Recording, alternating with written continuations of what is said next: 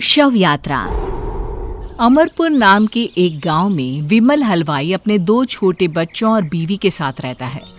विमल की पत्नी ज्योति भूत प्रेत जादू टोने में बहुत माना करती थी। इसका बिल्कुल विपरीत विमल इन चीजों को दक्यानुसी माना करता था।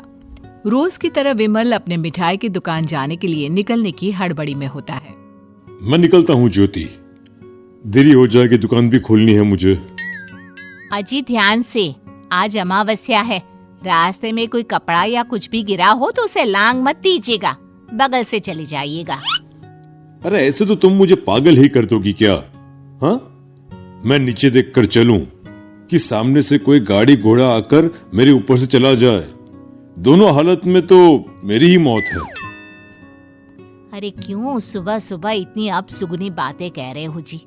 मेरे गांव में तो ऐसा आंखों के सामने होता हुआ देखा है मैंने, इसीलिए कहती हूँ, वरना मुझे क्या, पड़ोसी को तो नहीं कहना चाहती मैं। पति हैं आप मेरे, इसलिए बोल रही हूँ। विमल अपनी मिठाई की दुकान चला जाता है। दुकान पर पहले से ही ग्राहकों की लंबी लाइन लगी हुई थी। ये लो, वहाँ ज्योति अमावस्या को लेकर परेशान है और आज तो हमेशा से ज्यादा ही लंबी लाइन लगी पड़ी है। अच्छी खासी बिक्री होगी आज। विमल दुकान खोलता है। एक के बाद एक ग्राहक उसकी दुकान पर मिठाई ले रहे होते हैं। तभी गांव की एक बूढ़ी औरत विमल से कहती है, जिस तेजी से बिक्री हो रही है, कहीं किसी की नजर ना लग जाए, नींबू मिर्ची टांग ले। अरे क्या चाची तुम भी, ये सब नजर बजर कुछ नहीं होता है। कैसे लोग हैं मेरे आसपास। अपनी दुकान से शाम को विमल हंसते कूदते वापस घर आता है।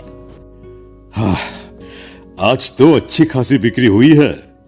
एक महीने में जितनी बिक्री होती है, एक ही दिन में आज उतने पैसे कमा लिए मैंने। ये तो बहुत अच्छा हुआ जी, आज ही घर की नजर उतारी है मैंने। बिक्री तो अच्छी होनी ही थी। अच्छा, तुम खाना लगा दो, सारा माल बिक चुका है। मुझे शहर जाना होगा, कुछ चीजों की जरूरत पड़ेगी। रात भर मिठाई बनाऊंगा, तब जाकर कल सुबह दुकान खोल पाऊंगा। खाना खाकर विमल शहर जाने के लिए निकल पड़ता है।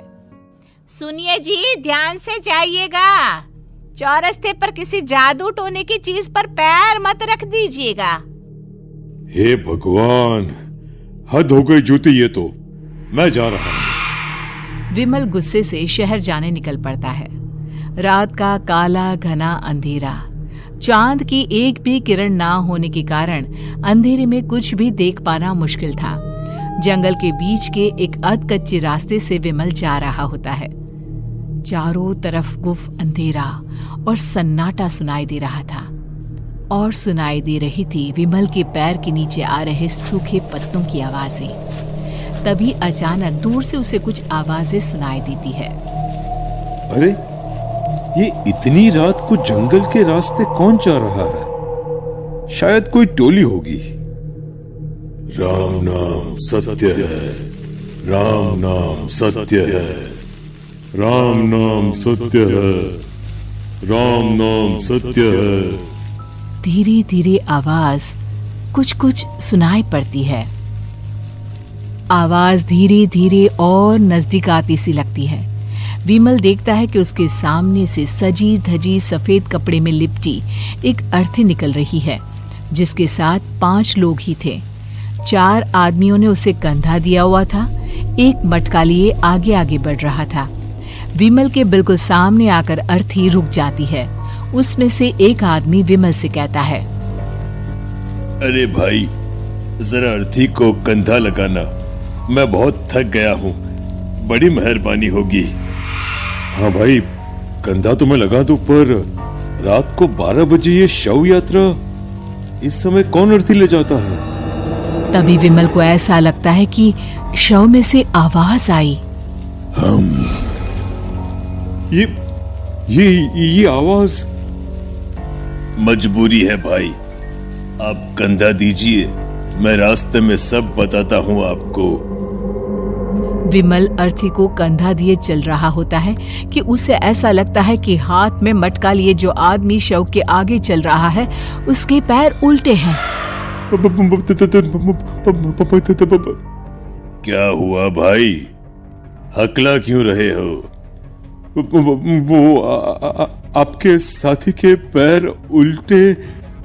विमल अपनी बात पूरी भी नहीं कर पाता कि वो देखता है कि उस आदमी के पैर तो सीधे ही हैं।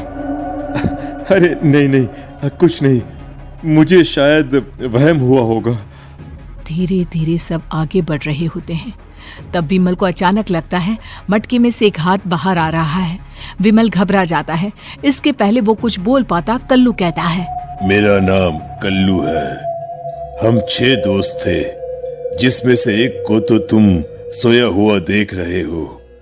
इतनी पक्की दोस्ती थी कि जैसे हम सब सगे भाई हैं। पर किस्मत का कोई क्या कर सकता है। आज से 4 साल पहले एक नदी में हम सब नहाने गए थे, जिसमें डूबकर राजेश की मौत हो गई।